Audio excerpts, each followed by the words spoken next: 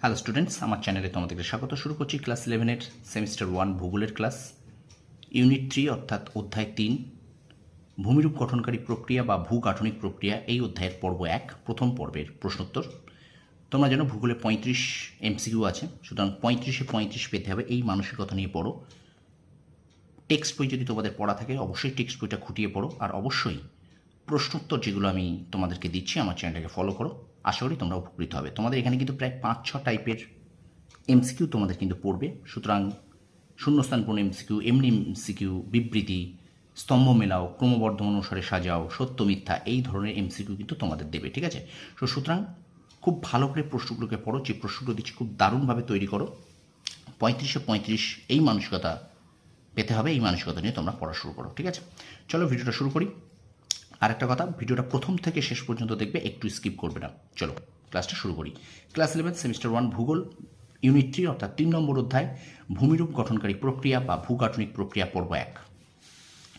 প্রথম প্রশ্ন বলছে ভূমিভাগের কোন অংশকে ভূমিরূপ বলে? উত্তর হবে উপরিভাগ।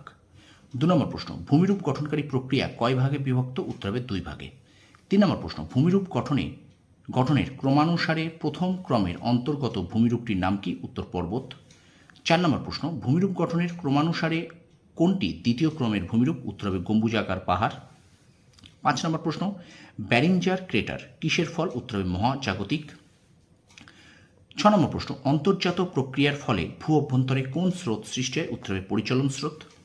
7 নম্বর প্রশ্ন, অন্তর্জাত প্রক্রিয়াকে কয় ভাগে ভাগ করা যায়? উত্তর হবে 2 ভাগে।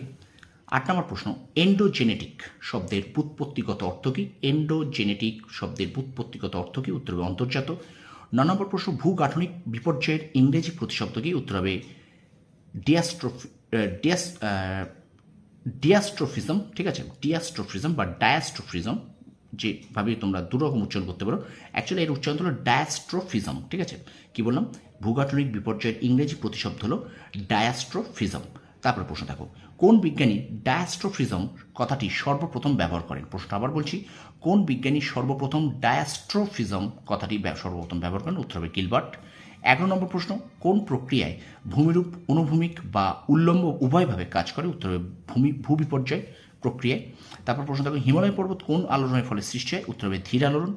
13 নম্বর প্রশ্ন, সাতপুরা পর্বত কোন আলোড়নের ফলে সৃষ্টি? উত্তর হবে ধীর আলোড়ন। তো স্টুডেন্টস, ভিডিওটা কেমন লাগছে অবশ্যই কমেন্ট সেকশনে কমেন্ট করে জানাও, আর অবশ্যই লাইক করো, শেয়ার করো, বন্ধুদের মাঝে একটু বেশি করে শেয়ার করে দাও।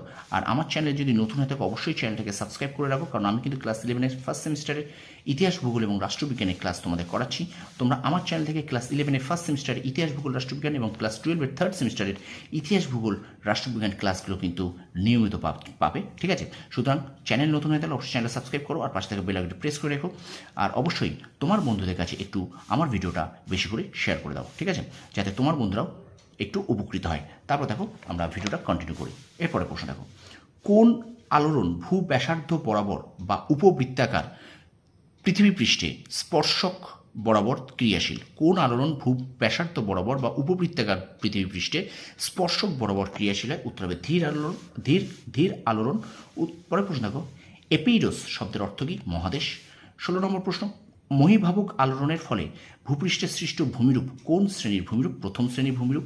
মহীভাবক আলোড়নের ফলে কি গঠিত হয়েছে? মালভূমি। মহীভাবক আলোড়নের ফলে উল্লম্ব উত্থিত হয়ে সৃষ্টি হয়েছে কোন মালভূমি? কলোরাডো। কচ্ছেরণ কোন আলোড়নের ফলে সৃষ্টি হয়েছে? মহীভাবক আলোড়ন। মহীভাবক আলোড়ন কোন দিকে ক্রিয়াশীল? উল্লম্ব। তারপরে দেখো, নেদারল্যান্ডসের জুইডার্জি সাগর কোন আলোড়নের ফলে সৃষ্টি হয়েছে? উত্তর মহীভাবক আলোড়ন।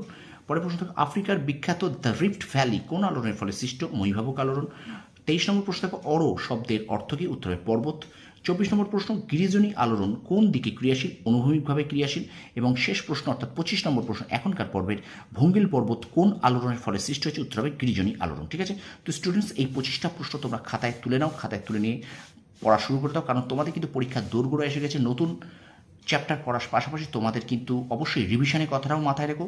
রিভিশন যে যত বেশি দেবে তার কিন্তু রেজাল্ট যথেষ্ট পরিমাণ ভালো হবে। আমি একটা কথা বলছি, শর্ট প্রশ্ন মনে রাখার কিন্তু একটাই উপায়, রিভিশন, রিভিশন আর রিভিশন।